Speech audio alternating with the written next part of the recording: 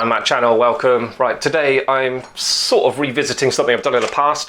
People who've seen my videos from before might recognise this stuff. It's like a paste I use, it's a fireproof paste.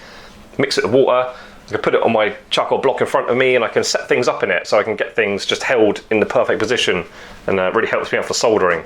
So I will tell you about a new source of stuff that you can get. I wanted to talk about it because my previous videos, first one I did, everyone was like terrified I was using asbestos and it was really dangerous and I shouldn't be using it. I was confident this isn't asbestos, so I remade the video talking really emphasising the dangers of asbestos and understanding what you've got and how to avoid having asbestos and whatnot. So anyway, I found a new stuff that you can use which is really unlikely to be asbestos. I'll get into it when I said thank you to these new patrons. We've got Vistar, Zandani and Karen Etling. Thank you very much, guys, for becoming patrons. I do ask for patrons for the channel because it gives me a little bit of financial help for just replacing tools that wear out and stuff, and just for the effort of making these videos, the time and effort to actually create them. Quite a big thing. So yeah, if I can get a little bit of financial help, it really genuinely does contribute to this channel moving forward, and I can continue to sharing what I learned being a sort of top-end pro jeweler for over 2 decades. Right, let me get into this video. Okay, so just to show you this stuff, if you're new to my videos, you haven't seen this before, just show you this stuff in action. What this is a ceiling tile. You know, like the square white tiles you get at top of offices and stuff? They have to be fireproof. Of course they do, for like fire safety in buildings and that. So if you can get one of those, I don't know if you can buy them in hardware stores or you can order one online or something. Yeah, you can just grab a bit off the corner and just crumble it up in your fingers. You mix it with water and you get this paste, which is very useful. So just as an example, I'd put a blob there like that. I just found this in my scrap pot. I don't know what would do that. Maybe I was scared of that V-claw moving. I could set that up in there like that. And then I could do a solder or move that claw around or whatever. I'd change the angle of it. I don't know. Anyway, things just, you can set things up in position in there. And let's put some heat on it. Oh, come on.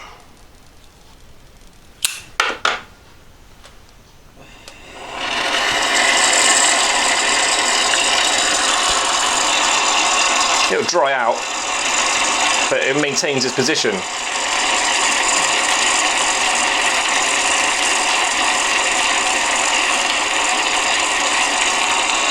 Yeah, you can obviously just put loads of heat on it. It does have a limit though. Like I would never put something like doing 1700 solders really close to that in platinum. You can have platinum set up in there, but the solder join must be away from it a little bit. Because when that gets really hot, it does sort of turn to glass and it can stick to metal and cause you a problem. You have to go in the acid for ages. So it is sort of limited, but most of the time, just really useful. And then it dries out, goes all crumbly. I can just scoop that back together and put it back in my pot. Just mix it with water again and just reuse it. Just lasts forever, just goes round and round and round. And just a small piece will last for years. So I really like it, it's really useful. So anyway, the reason why I'm doing another video on this stuff is because recently I got oxygen and propane set up here. And to get this, it's not like the UK where you just go to a company that offers this stuff and then you buy it. Here, you got to get I'm in Japan, yeah? You've got to get a qualification. You need to be like a qualified, well, I took the welding route. I'm a qualified welder now in Japan. So I had to do seminars and exams and stuff, and so I got the qualification now. And it's just stuff I learnt in there made me find something. It led me to making a new discovery on this paste stuff, or something that could potentially be used as it.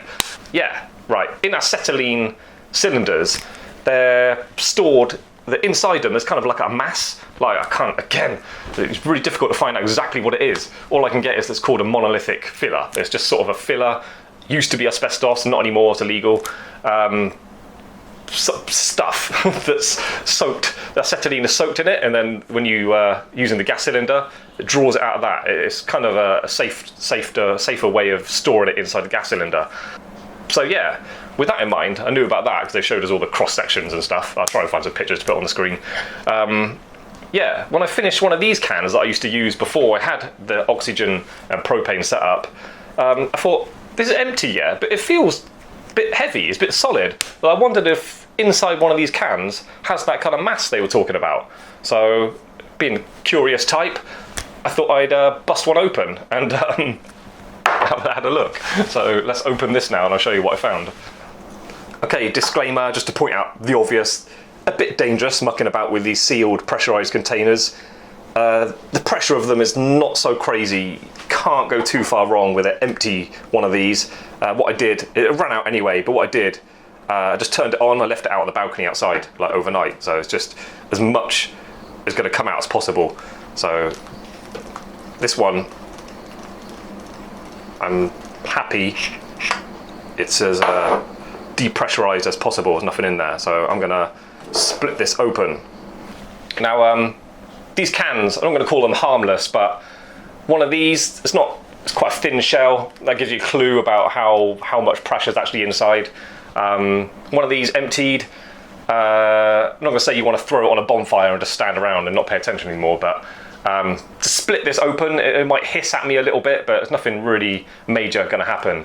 But I would never muck about with a proper gas cylinder like I've got for oxygen and propane here. Just to give you an idea how dangerous they can be if you muck about with them and they go off. Here's a picture of a Toyota Hiace, completely demolished. There's a young guy, unfortunately died. If he had done any kind of safety training course like I had to do for this, I would know you can't store them on their side, likely to cause a gas leak. Inside a car where it's sealed, there's no ventilation. You've probably seen gas cylinders being transported. They're always on the outside, like a sort of pickup truck, always outside, always upright, and actually held tight in their position. Can't drive around in your car one of these, a proper gas cylinder on its side. Yeah, the gas leaked out and it blew up and killed him and wrecked the car. You can see in the picture, car next to it's wrecked as well. When they go off, it's no joke, like people literally lose their lives. So yeah, don't muck about with proper gas cylinders, but these kind of cheap things from a hardware store, like I say, the thin shell on the outside is a bit of a clue, not ultra high pressure inside. So I'm going to split it open. You can take it or leave it. I'm going to show you me doing it, and if you feel it's too risky for you, don't do it. Anyway, right. So I've just got this long Wazzer screw, sharpened the end. I'm just going to bang into it.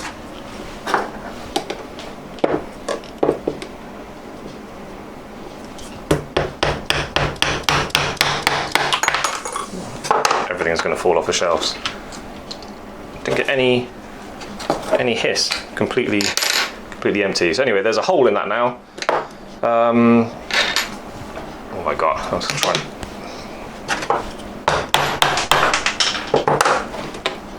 No, it didn't work.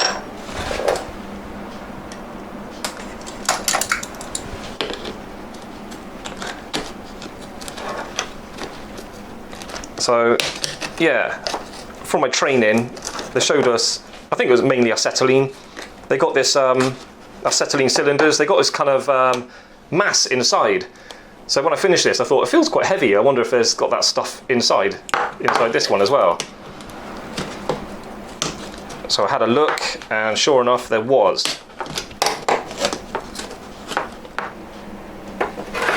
Okay.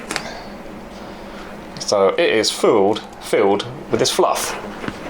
And this fluff, very, very lightweight stuff. I thought, I'm going to try and use that as that paste for my soldering. It's very lightweight, kind of satisfying really to pick it out. And there's loads in there. For how much these cans cost, this is a lifetime's worth of fluff. So I'm calling it fluff. The other stuff is more like paste, it's more gritty. This is literally just more like, well, it's just fluff is the best way to describe it.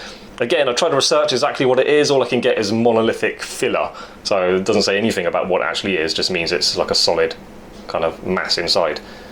So I'm going to mix some water in that and then we'll try it out. Again, if you're concerned about this being asbestos, just don't do it.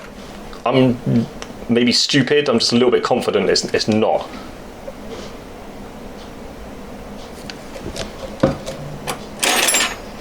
Where's my thingy gone? So it doesn't mix with the water immediately, but it's going in there.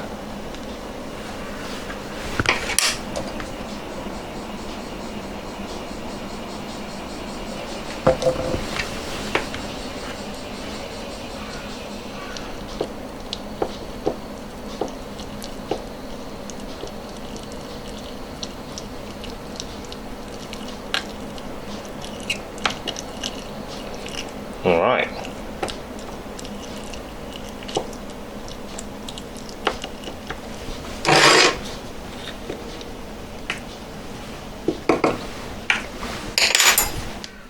Because it's more fluffy and lightweight, it seems to hold a lot more water. More malleable than the other stuff. So you can probably get it into sort of fancy, more of a fancy sort of shape if you need it. Sometimes you need a sort of bump or a dip or a little hole or whatever to suit specific things you're doing. But anyway, I'm just going to put some heat on it, see how it responds.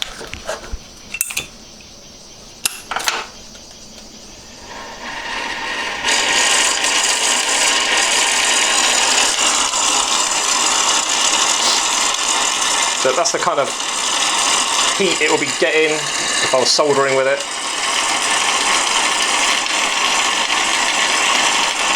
Seems to be working quite well.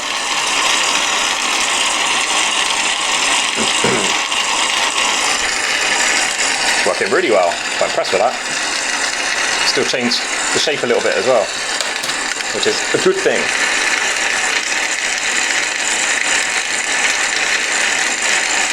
Sometimes you might do a solder, doesn't work as well as you want. You can, if that's still got a bit of malleability, it's helpful to sort of set things up exactly how you want.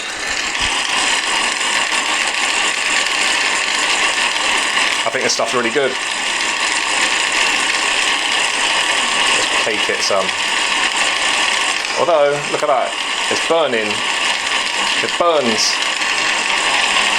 It's like I'm cooking it much easier than the other stuff.